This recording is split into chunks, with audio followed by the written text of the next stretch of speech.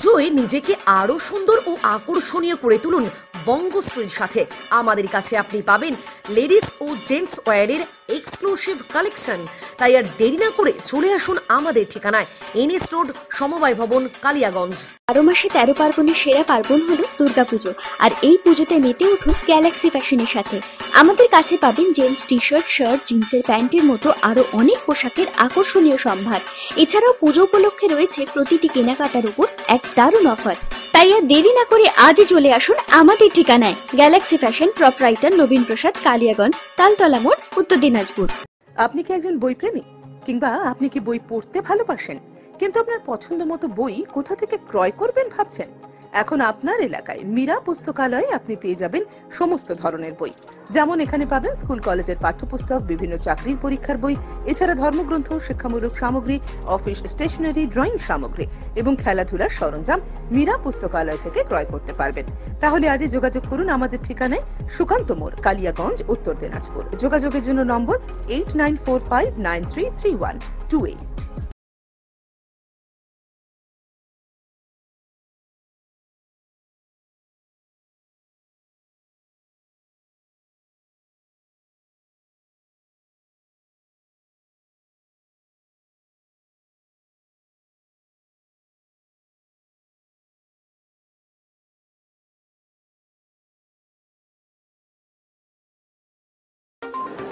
অনুষ্ঠানটি নিবেদন করছে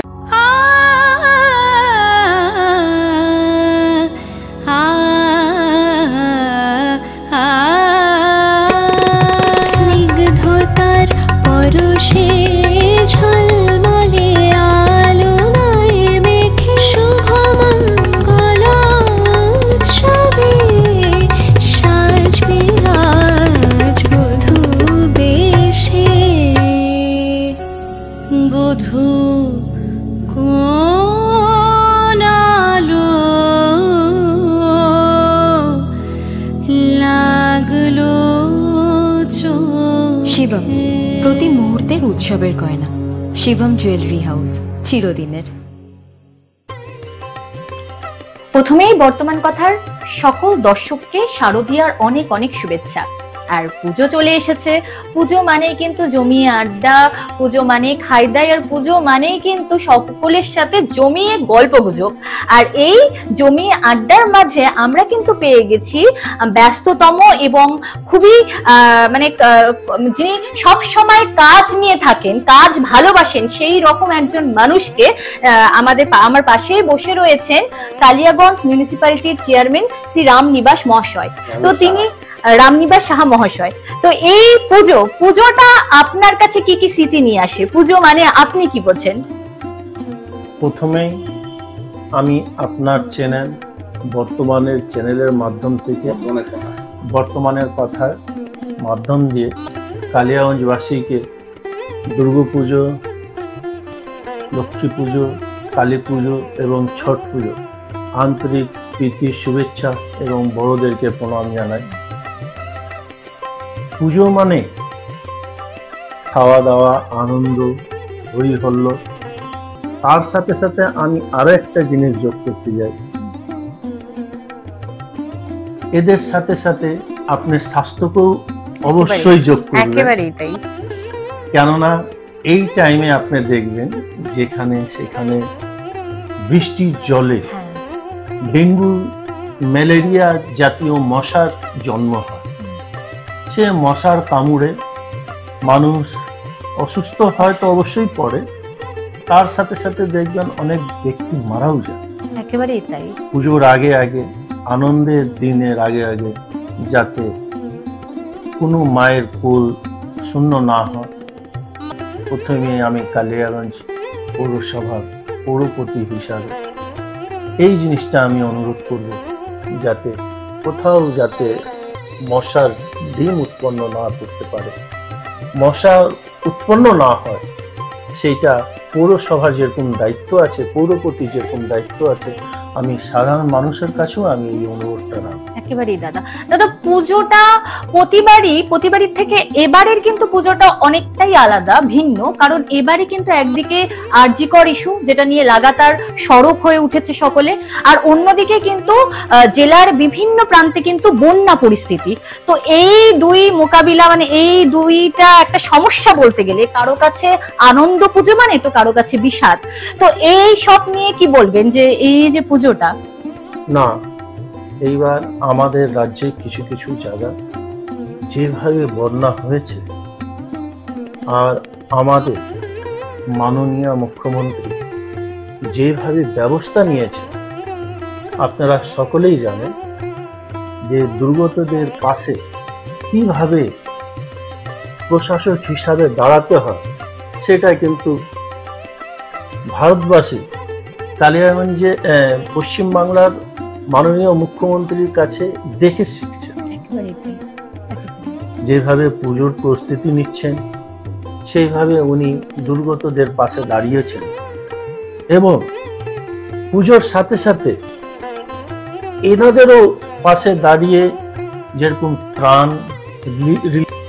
যাতে কিভাবে পৌঁছানো যায় প্রত্যেকটা পুজোর উল্লেখ করেছে একেবারে।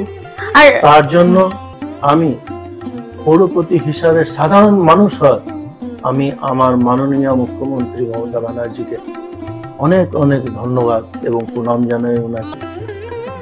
একেবারে। আর পুজো মানে সবার কাছে ছুটি ছুটি ব্যাপার, কিন্তু আপনার তো সেই ছুটি নেই, আপনি তো প্রতিনিয়ত কাজ করে চলছেন। তো পুজোর দিনগুলোতে কিভাবে কিভাবে সময়গুলো, কি শিডিউলটা বের করেছেন? পুজোর দিনগুলোতে কি করবেন? আমার তো এখন বয়স হয়েছে, আমরা কি চাই, আমার ফ্যামিলির বাচ্চা কাচ্চা ছেলে মেয়ে আনন্দ ফুর্তি করছে, এতেই আমাদের আনন্দ হয়েছে। আমাদের আনন্দের জন্য নতুন কাপড় চোপড় লাগে না, কোনো কিছু না, আমরা লোকের আনন্দে আমরা আনন্দ হই, এটাই আমাদের আনন্দ। তো এটা না হয় এখন সেই সিচুয়েশন, কিন্তু সেই পুরনো সময়ে পুজোটা কেমন কাটতো? সেই পুজো মানে পুরনো দিনের একটা পুরনো সময় তো আপনারা দেখছেন, তোমার পুজো কেমন কাটতো, কি পড়বো, সপ্তমীতে কি করবো, অষ্টমীতে কোথায় যাবো, তোমার একটা প্ল্যান থাকতো? আচ্ছা, একদম পুরো ফ্যামিলি হওয়ার পরও এই প্রোগ্রামটা আমার থাকতো। আচ্ছা। তো এই যে এখন তো তুমি হচ্ছে সব সময় এই যে পৌরসভাতে সময় দিতে হচ্ছে, তারপর বিভিন্ন পুজো, প্রথমে এই প্ল্যান ছিল পৌরপতি হওয়ার, আমার একটাই প্ল্যান থাকে যে পুজোর আনন্দের দিনে কারো নিরানন্দে না পরিণত হয়। যেরকম আমাদের পুজো পরপরই বিসর্জন হয়, বিসর্জনে দেখতে মাঝে সাঝে আগে একটা রোড ঝামেলা গন্ডগোল মারামারি একেবারে, সেটা এখন অনেকটাই কমে গেছে। পৌরপতি হওয়ার পর এইটা অনেকটা কমছে, একদম একেবারে তাই। পুজোর পরই আমাদের ছট পুজো, যেটা এখন কোনো মানে ওই বাঙালি বিহারি বলে থাকে না, প্রত্যেকেরই, হ্যাঁ অবশ্যই। ছট পুজোতেও দেখবেন আগে কোথায় নদীতে বা পুকুরে একটা অঘটন ঘটে যেত, সেটাই। এখন আজ অব্দি এগুলো হয়নি। আমি আসার পর আশা করব, ঠাকুর থেকে আমি অনুরোধ করব, প্রার্থনা করব যাতে সবাই সুস্থ থাকে, ভালো থাকে, কারো যেন ক্ষতি না হয়। এইটা নিয়েই এখন আমাদের চিন্তা ভাবনা। প্রত্যেকটা মিটিং এ দেখবেন কারো যাতে কোনো রকম অঘটন না ঘটে, সেটাই আমাদের আলোচনা। একেবারে। এই তো শুনলাম আমাদের কালিয়াগঞ্জ পৌরসভার চেয়ারম্যান শ্রী রামনিবাস সাহা মহাশয়ের কাছে যে তার পুজোর দিনগুলো কি শিডিউল থাকে, কিন্তু এবার একটু অববিট প্রশ্নে চলে যাব। সেটা হলো যে পুজো মানেই তো জমিয়ে খাই দাই আড্ডা, তো পুজোর দিন তোমার স্পেশালি কি খেতে ভালোবাসো তুমি? ভেজ না নন ভেজ? ভেজ না নন ভেজ? নন ভেজই। আচ্ছা, নন ভেজ। তো নন ভেজের মধ্যে ফেভারিট কোনটা? নন ভেজ ইলিশ মাছ আমার একদম। আচ্ছা, ইলিশ। আচ্ছা, একেবারে মাছে ভাতে বাঙালি মানে ইলিশ। আচ্ছা, ইলিশ খুব পছন্দ। ইলিশ, চিংড়ি, মাটনও খাই আমি। মাটনও আমার খুব পছন্দ। তো পুজোর কটা দিন মেনুতে থাকবে ইলিশ, চিংড়ি কিংবা মাটন? হ্যাঁ থাকবে, অল্প অল্প খাবো কিন্তু খাবো। আচ্ছা, অল্প অল্প খাবেন কিন্তু খাওয়া হবে। আচ্ছা, একেবারেই, কারণ বাঙালির পুজো মানেই তো একটা খাই দাই ব্যাপার, খাওয়া ছাড়া তো মানে বাঙালি আর পুজোটা ঠিক জমবে না। আর এছাড়াও পুজো মানে পুজোতে তোমার কি সামাজিক কাজগুলোই রয়েছে? সামাজিক কাজগুলোর মধ্যে কি সময় পার করে দেবেন, না কিছুটা ফ্যামিলি নিয়েও কিছু বাইরে গেট টুগেদারের কিছু প্ল্যানিং রয়েছে, কিংবা পুজো ভ্যাকেশনে কোথাও ঘুরতে যাওয়া এইরকম কিছু প্ল্যানিং রয়েছে? এখন অব্দি কোথাও ঘুরতে যাওয়ার কোনো প্ল্যান নাই। আচ্ছা, আমি ওই পুজোটা যাতে যেভাবে সুষ্ঠুভাবে পার হোক সেটাই আমার চেষ্টা চলছে। তার মাঝেই লোকালি কিছু আকর্ষণ বলুন, উদ্গ্রাম বলুন, আশেপাশে যেগুলো কিছু পুজো আছে গ্রামের শহরে, আমি নিজেও যাই, এইবারও যাবো আমি। আচ্ছা দাদা, ছোটবেলায় ফিরে যাই, তো ছোটবেলায় আমরা দেখেছি পুজোর জন্য আমাদের ওই বাবা মার কাছে যে ওই জামা কাপড়ের একটা বায়না, একটা আবদার। তো তোমার একটা স্মৃতি বলো পুজোর, যেটা ছোটবেলার একটা স্মৃতি, কোনো যেটা তুমি পুজোর সময় মানে বাবা মার কাছে খুব একটা আবদার করতে, বা তোমার একটা পছন্দের কিছু কাজ যেটা পুজোর সময় এলে তোমার মনে পড়ে যায়। পুজোর সময় যেটা মনে পড়ে, দেখবেন বাবা মার কাছে আমরা অনেক ভাই বোন ছিলাম। তখনকার দিনের কথা মনে পড়লে সত্যি একটু আবেগপূর্ণ আমরা চলে আসি। আমাদের তো একটা ছেলে একটা মেয়ে, এদের ডিমান্ড যা লাগে আমরা করি, এখন আছে আমরা করি। ওই টাইমে আমরা 7 ভাই 2 বোন, বাবা মা কিভাবে কষ্ট করে আমাদেরকে মানুষ করছে, মোটা কাপড়, মোটা খাওয়া দাওয়া যাই দিত উনি আমাদের। পুজো আসলে বাবা মার কাছে কোনো কাপড় চোপড় থাকছে না, তা বাবা মা আমাদেরকে সব সময় চেষ্টা করতে যে আমার ছেলে মেয়েকে অন্তত আমরা বাংলায় থাকি, বাংলা হিসাবে একটা নতুন কাপড় চোপড় দেওয়া উচিত।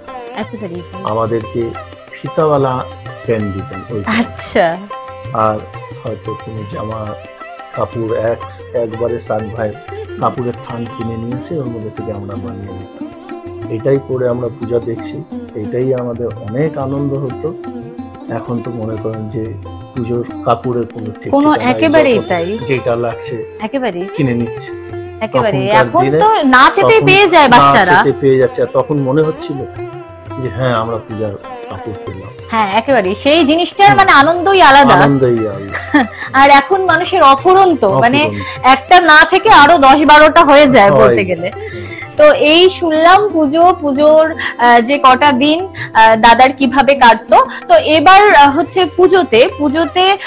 পুজোর কটা দিন সমাজ সেবায়, বা তুমি তো প্রতিবারই সমাজ সেবামূলক বিভিন্ন কাজের সাথে যুক্ত, তো এবার পুজোতে কি প্ল্যানিং রয়েছে? তুমি কিভাবে পুজোর দিনগুলো দুস্থ মানুষদের পাশে থাকবে? না, সেটা তো যখন থেকে চেয়ারম্যান হয়েছি তা না, হ্যাঁ তার আগে থেকে একেবারে আমি দুস্থ মানুষের পাশে থাকার চেষ্টা করতাম যতটুকু পারতাম। একদম একেবারেই তাই। চেয়ারম্যান হয়ে যাওয়ার পর আরো একটু বেশি চেষ্টা করি। আর এই শুধু পুজোতেই যে দুস্থ মানুষের পাশে দাঁড়াবো তা না, আমার এটা এখন সারা বছর। না একেবারেই তাই। হ্যাঁ, আপনি যেটা বললেন এই পুজোতে আমি স্পেশালি একটু বেশি করে চেষ্টা করি যে ওই দিনগুলো আমার মনে আছে, তো যাতে ওই দুস্থ মানুষের পাশে আমি দাঁড়াই। তাহলে শুনলেন, আমরা দাদার সাথে কথা বললাম, তিনি পুজোর দিনগুলো কিভাবে কাটান, কিভাবে সাধারণ মানুষের জনস্বার্থে কতটা কাজ করেন, সব বিস্তারিতভাবে আমরা শুনলাম। তো দাদার মুখে এবার পুজোর আমাদের কালিয়াগঞ্জবাসীকে একটা শুভেচ্ছা দিন বর্তমান কথার মাধ্যমে। আপনাদের চ্যানেল বর্তমান কথার মাধ্যম দিয়ে কালিয়াগঞ্জবাসীকে আরো একবার শারদীয়া, লক্ষ্মী পূজা, কালী পূজা এবং ছট পূজা আন্তরিক প্রীতি শুভেচ্ছা এবং বড়দের